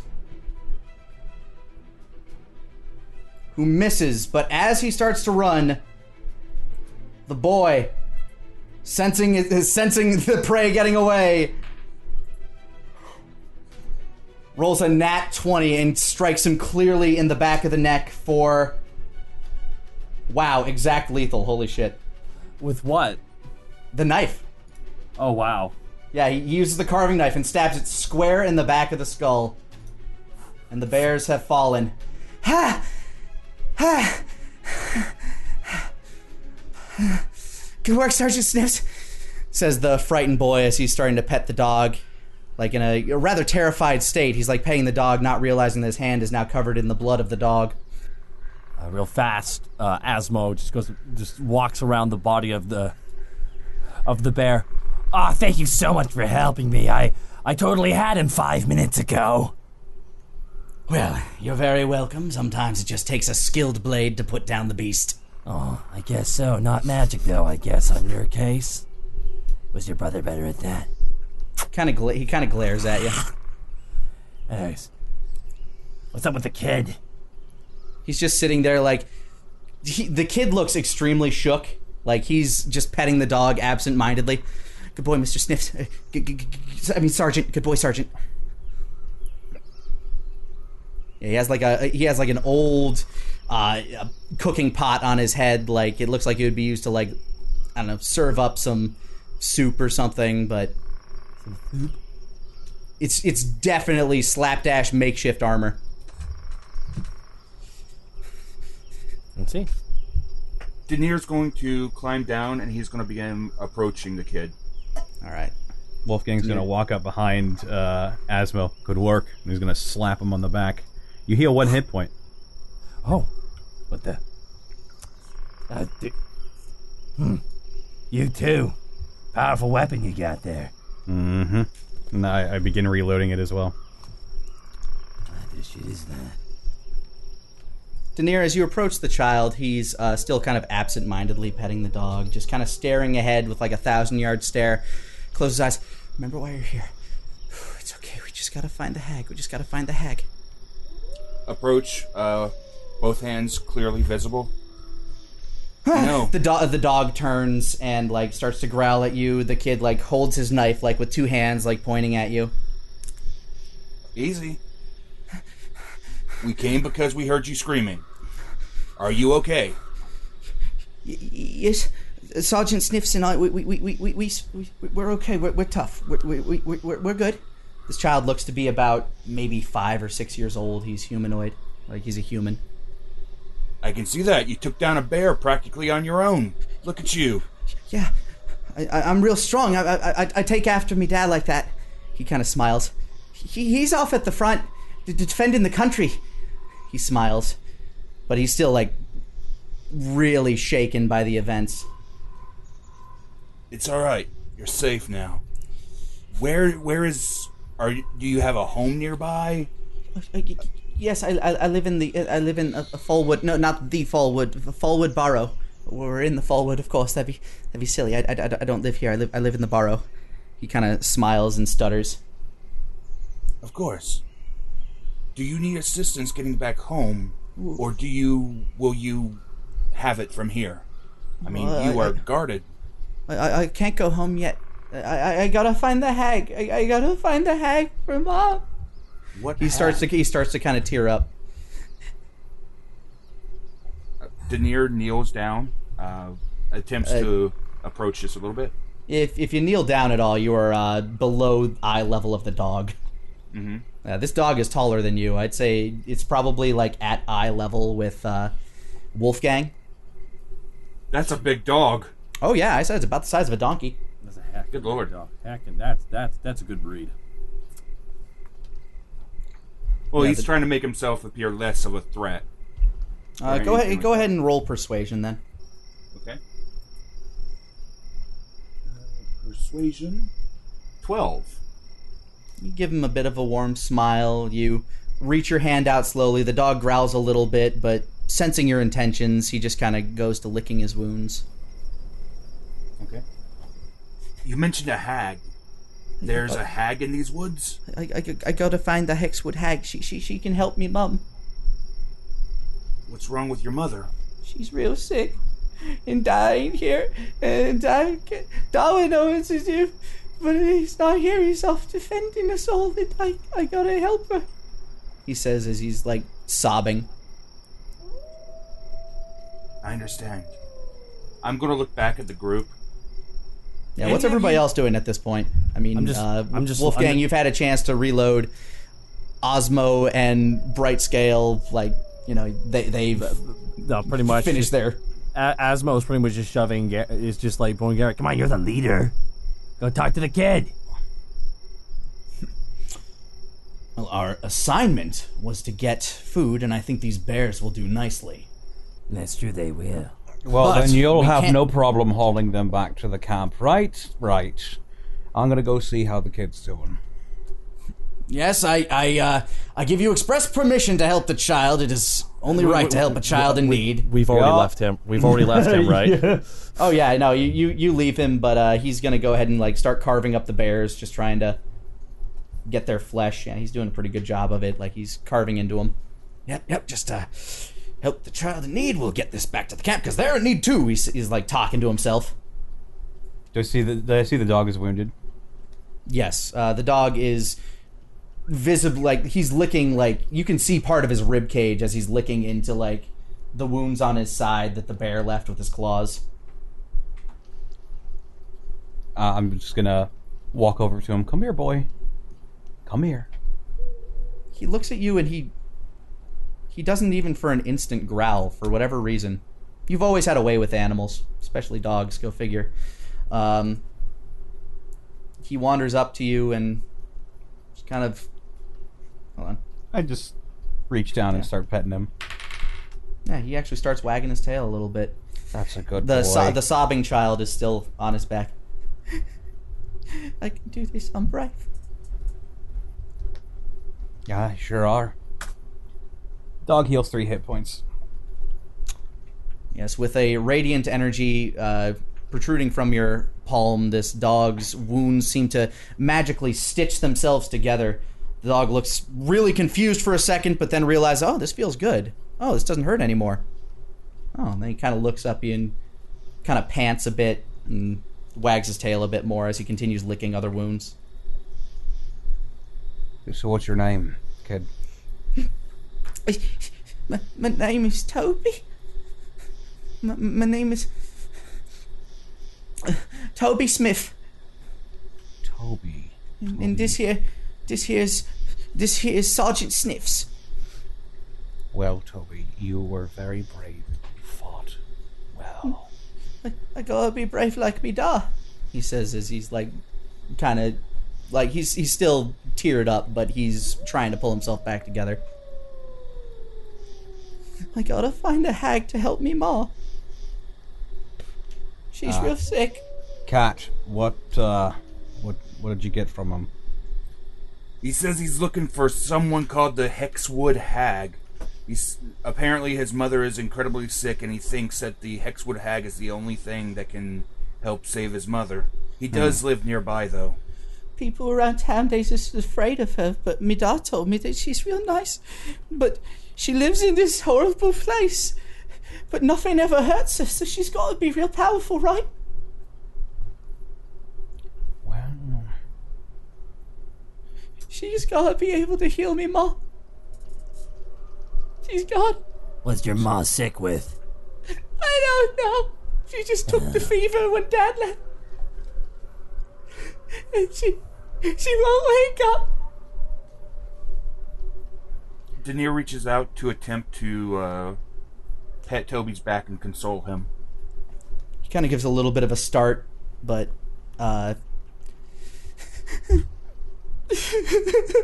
he just kind of like openly leans on you and starts crying. Denier will wrap his arms around him. It'll be okay. Just calm down. You had a terrible, difficult situation, and you're getting through it. Do you think you could help me? He looks back up at you with these like childlike puppy dog eyes that are just like filled with tears. His nose is running with snot. Derek said that we can help the kid, so let's help the kid. yeah. Let's find this hag then. I only know that she lives deep in these woods. Da told me that if ever there was any real trouble, that I should go look for her, and now is real trouble. He begins to basically kind of like recite instructions that have kind of been drilled into him. Deep in the woods, past the old oaks, you'll find a clearing, and basically like, you know, a clearing that makes you feel clean. You don't know what, like, he doesn't know what that means, you don't know what that means, but somewhere deep in these woods you will find this place, and there you will find the hut of the Hexwood Hag. Okay. So do we do that then? Yeah. Yeah, go ahead and roll a survival check. Are we taking the kid with us? Oh yeah, the kid's staying with you. Like All right. you're far enough in the woods that he's afraid to turn back because he doesn't know what he'll run into. Ooh. Oh! Before we leave, I turn, look at Garrick, and I just yell as we're walking. Kid needs to find the hexwood. The kid needs to find the hexwood hag. You said help the kid. We're gonna help the kid. Bye. He's just carving away at a bear. Yep. No. I'll let everybody know to expect you back. Just you better return. Says as he's like carving into this bear. Like he definitely looks like his pride has been shaken today a little bit and needs a little bit of alone time. But those double nat 20s, oh my lord! I know, right? Yeah, no, you guys you're looking through this forest and like you're finding clearings. You're at one point you kind of like hear some wolves stalking, but you stop the kid, you stop the dog, you make sure the dog's okay, and the wolves kind of like walk by. You continue through. Feel free to make a perception check if you want to take a look around these woods at all. A hag? I know how to find hags. 12. 7. 18. How do you find hags? Yeah, go ahead and answer this question. Follow your nose. And as you do that, you notice a very distinct scent, actually. Yep. Smells like ogre. Old ogre. Dead ogre. Oh. And as you look around, following your nose, your eyes guide you towards, like, the trunk of a tree. And it looks like basically half the corpse of an ogre just kind of reaching out, petrified, as if it looks like it's being dragged into this tree. On his side, you actually see a sack that is still kind of visible and not pulled into the earth yet. The ogre is very dead. Perception check to see what like the damage is on the ogre. What's his damage? Go ahead and roll investigation if you want to check for causes of death and such. That's a 6. Investigation or medical, I'll say. Oof. Well, I'd already rolled an investigation. So. I'm gonna look in the bag. I'm not gonna touch it yet. I'm just gonna look inside of it. All right. As you lean forward, you like pull out a dagger of yours. You like try to slide it open. Go ahead and like sleight of hand just to see how well that goes. Natural 20. Oh yeah, no, this thing just Double like, nat 20? Yeah, fuck, man. Like this string is loose. It's like it just falls right open, and you can see right in. What do I find inside the bag? You see a bunch of, like, just from a cursory glance, you see a bunch of bones, a couple of shiny rocks. Sunny D, all right. And something glinting at the bottom of the bag as well. Something glinting, huh? I'm gonna nice and glinty. I'm gonna push aside everything that's covering that glint with my dagger. All right, as you root through, you notice that there's a hunk of silver in there. You also find what looks to be a old gold ring with a ruby inset on it. You also find, human hand bones. You find the skeleton of a goat, like a whole goat, and a dagger. Would I know this is a typical ogre fare for having in their sacks? Yeah, you know these things. They just kind of wander around. They grab whatever they see fit, either for food later or if something looks pretty and shiny. These things are dumb and just pick it up. All right, well, I'm going to grab the ring, the silver, and the dagger. All right. Yeah, you reach in and you get those things no problem. You have a half-pound lump of silver, you have a dagger, and you have a gold ring with a ruby inlet in it. Ooh, okay. Okay. Yeah, Ozmo, I'm going to assume that after the battle you went around and collected your knives and stuff. Oh yeah. Yeah.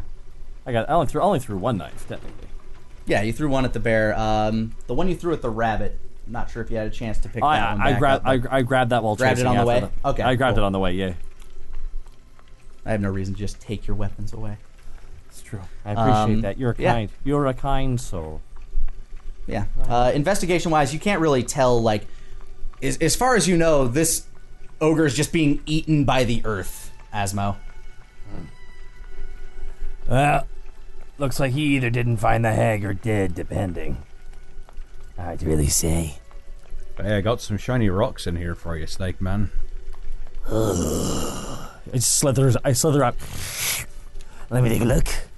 I pick up and take my leave to leave him to the bag that is literally just full of rocks. Yeah, it's full of bones. It's just full of...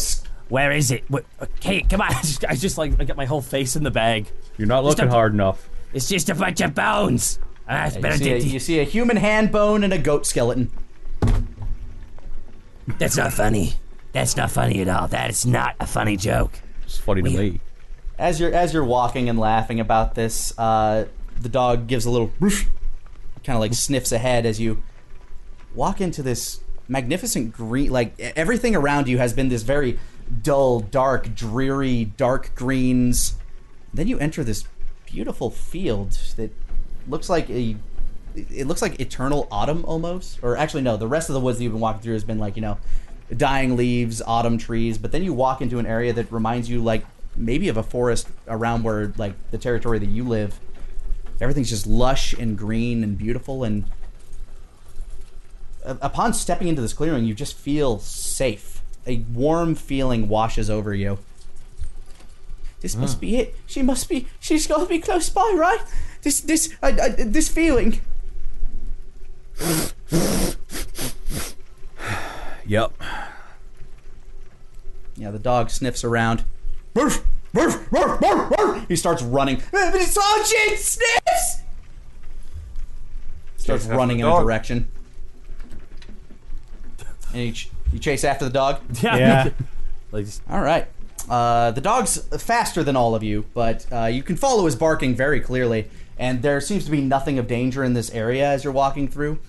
So you find the dog barking at the front of a old shack that seems to have grown out of a tree. Barf, barf, barf, barf, barf. Keep it down, mutt! You hear from the inside. You're disturbing my babies! She says this kind of gangly, like stringy-haired woman as she opens the door. Oh, hello. She sees the child on top of the dog. Step back, please. She looks at the dog. Hello there. Oh, she looks over the side. It's been quite a while since I've had visitors. What brings you? She sees you, Shadow Dancer, and her eyes just kind of widen. Like her hands like go up to her cheeks. Oh no. Denier gives a rather big smile. Good afternoon, ma'am. You're so big. She smiles. She gives kind of like a smile as she holds her like fists up to her chin and kind of like rocks her torso back and forth. Yes. Are you the one that they call? Well, are you of the Hexwood? Oh, I've lived here for many years. Yeah. Yes. My name's Maggie. Hi. Oh.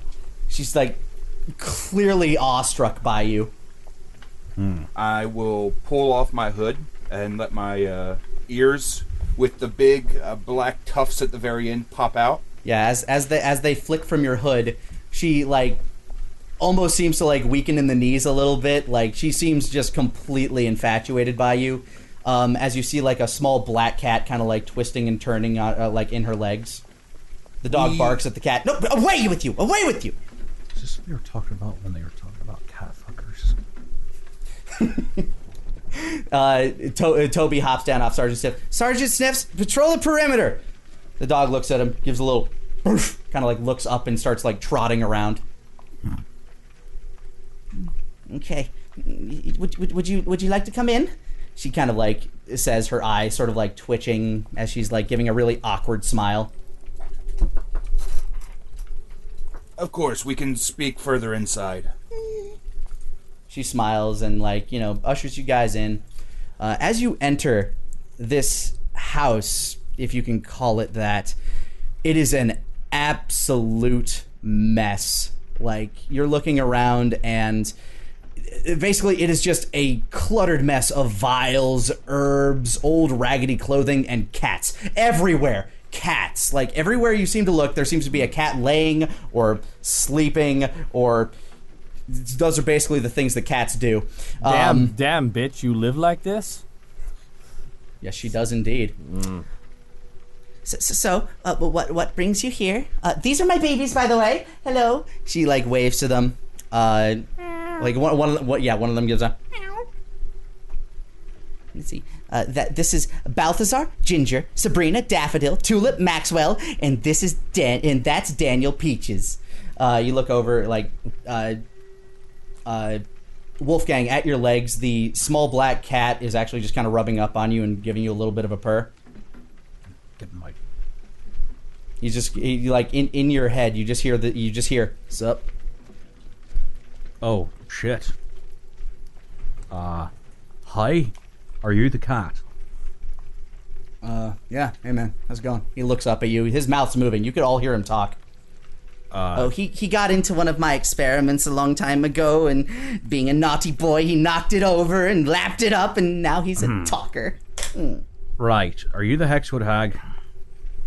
Well, I mean, like, I've been called that by those who are rude, but, you know, I don't know. Maybe they mean well. Wonderful. Toby, tell her your problems. Oh, well, me da, he told me that if I was ever in trouble, I should come out here and look for you. And, well, me ma, she's real sick. She needs help. She won't wake up. She's got a fever. I can't stop it. She just won't get up. Oh, child, it's okay. It's okay. Shh. She kind of smiles, like awkwardly pats him on the head. Like, you can tell this woman does not see people very often.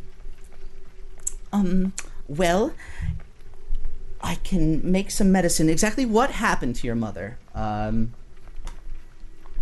he describes in fair detail that she was out, you know, hanging the linens one day, and she just sort of fainted.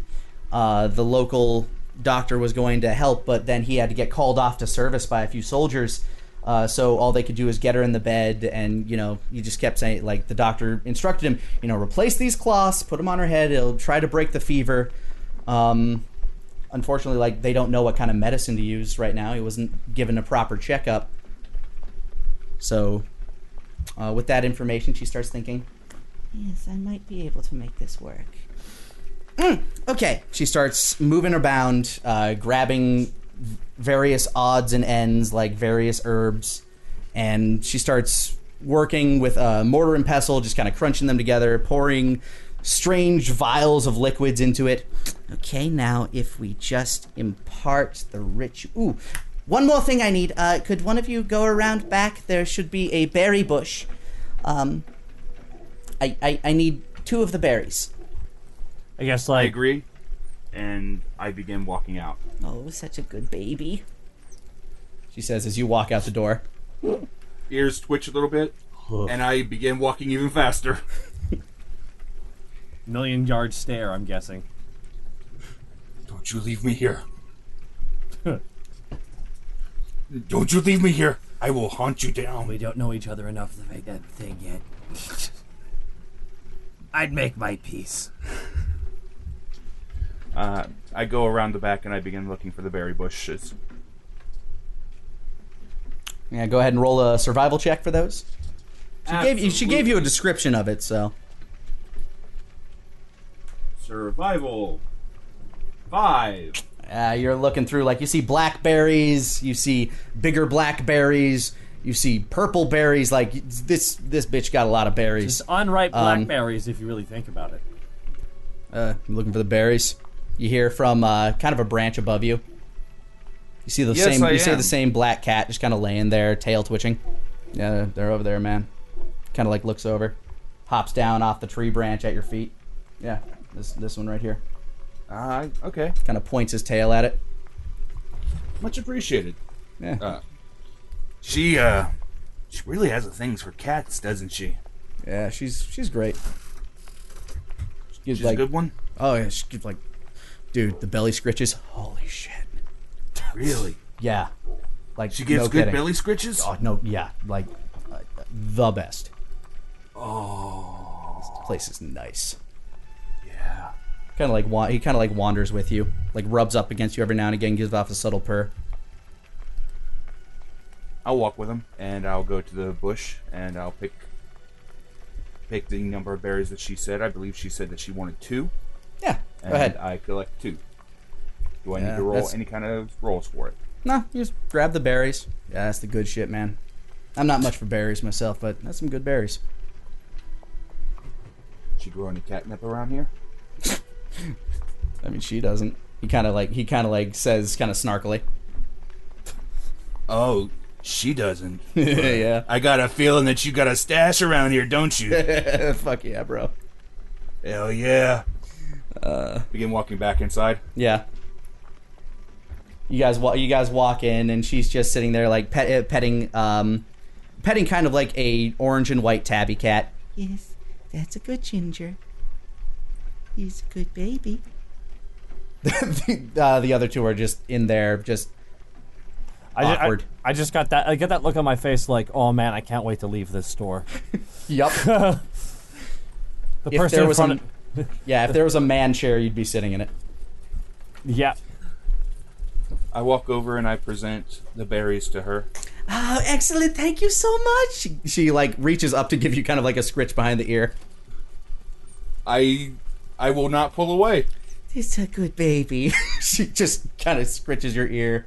I know this kid needs Oh the man, medicine. it actually feels real good. Like she's experienced, man. Like she knows how to pet a goddamn cat. I begin to purr a little bit. Oh, this She's like, the black cat looks up at you. Fucking told you, man. I just whisper over to Wolfgang. Is he being hexed, or well, I don't know how magic works? I don't know. No, probably not. This is fucking weird, though. By the way, how much do you like your gun? I like it a lot. Okay, good to know. Lean back. And if you ever Osmo, I grab him by the scruff of his collar. If you ever touch it, I'll fucking kill you. You understand me? Hey. I will fucking kill you. While you're making this threat, a small gray cat is making biscuits on your leg, just kind of like leaning up and like patting at you. I've got witnesses.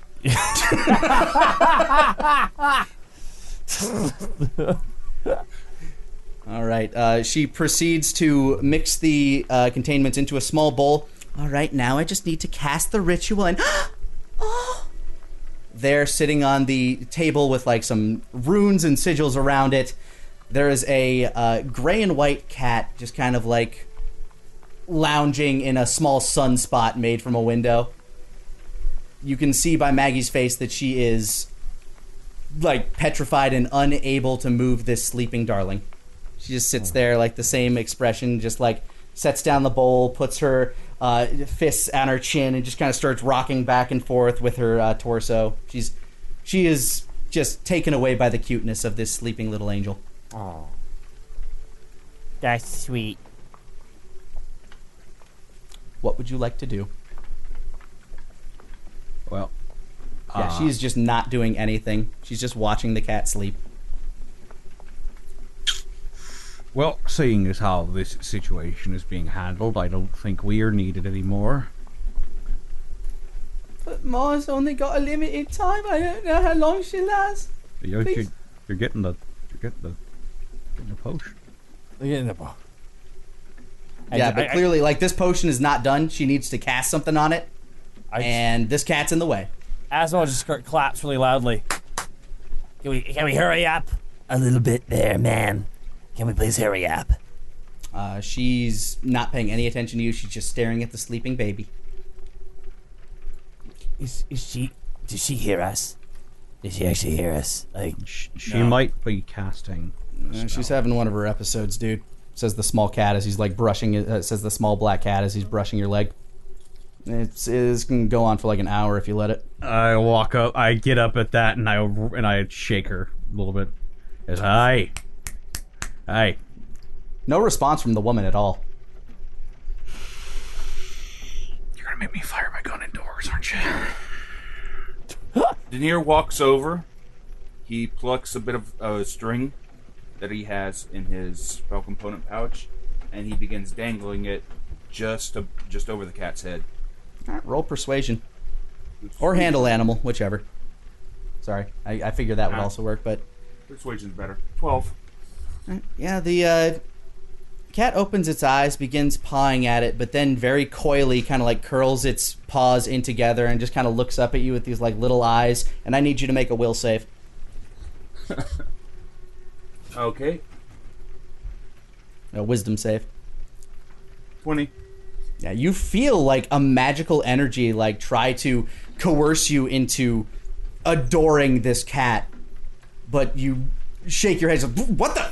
No, I know that trick. And you just kind of like scoop up the cat and set it down. Yeah, no, you're not going to get me with that one. I know that one. I practice that one. I use that one a lot. It kind of like yells at you. I know. And I find a different sunspot to set the cat down in. She's still staring at the same spot? Oh no, she snapped out of it as soon as you moved the cat. I'm sorry. The baby was just too cute. She says as she gets to her ritual. Yeah, plumes of smoke fill the air as she chants a language that none of you have heard before. And with a poof of smoke, she empties it into what looks to be some type of jar, hands it to the child. Feed this to your mother twice a day, once at dawn, one at dusk. By the third day, she should be right as rain, child. And she pats the boy on the head. Thank you, Miss Maggie. I knew you was a good lady. She kind of awkwardly smiles. Is there anything else I can do for you? She kind of like looks around. Nope. No, ma'am. I am quite happy. Okay, well, be careful on your way out. These woods, I hear they can be dangerous. I've never really experienced it myself. She smiles. You can tell this woman is either extremely coy about the fact that she is absurdly powerful, or she's genuine. Yeah, so as you take the potion, the boy's eyes brighten. He hops on Sergeant Sniff's back, and you escort him out of the forest. For whatever reason, that same feeling when you entered the clearing seems to follow you all the way out. As you make it to the forest edge, the boy gives you a hug, Denier, and I return the hug. Yeah, and then he rides off on Sergeant Sniff's back towards Fallwood Barrow, which you can kind of see like the smoke plumes rising. You can see the roofs of the town in the distance. It seems to be even smaller town than the one you came from. Like you're getting towards the fringe of the Empire here. And as you make your way back to camp, the lieutenant is there waiting. What took you boys so long? Just taking a shit. Well, you can shit over in the latrine that Platoon 3 dug! It's very nice of them to do that. I'll shit where I want, thank you. And after Mr. Brightscale went out there and skinned and carved and hunted down 2 bears all his own as you two wandered off into the forest. Did he now? He kind of shakes his head and wanders off. Fucking asshole. Fucking asshole indeed. You guys enjoy yourselves a bear dinner. You settle yourselves down for the night as you make for the border next time on The Ties That Bind.